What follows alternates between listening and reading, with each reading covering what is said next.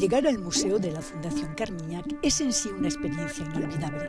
Ubicado en el corazón de la isla de Porquerolles, cerca de la bahía francesa de Saint-Tropez, solo se puede llegar en barco y luego andando en bicicleta, ya que aquí los coches están prohibidos.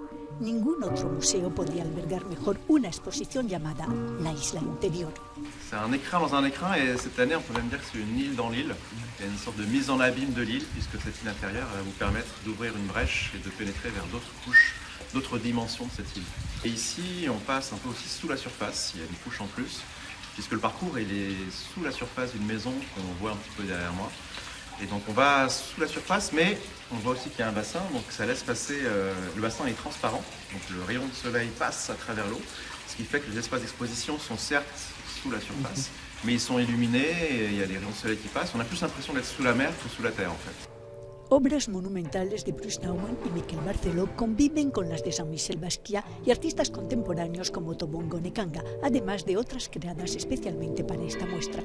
Un diálogo permanente entre pasado y presente que encaja a la perfección con el entorno. Los espacios soterrados están bañados por la luz que filtra del techo de cristal y para una mejor inmersión se circula con los pies descalzos para admirar 80 obras que abarcan todos los géneros y épocas. L'île intérieure, c'est vraiment l'univers mental, peut-être le rêve, le songe, mais aussi toute l'histoire personnelle, les souvenirs de chacun. Et je pense que chaque visiteur de cette exposition la voit d'une manière particulière. On est dans un endroit très calme, un peu coupé du temps. On ne sait pas très bien dans quelle géographie on se trouve aussi. Alors c'est évidemment très méditerranéen, très antique. Les sculptures sont en dialogue avec la nature, avec le paysage, et dans toute cette exposition, il y a ces connexions entre l'intérieur et l'extérieur, entre la nature et l'artifice, entre l'île et les œuvres d'art.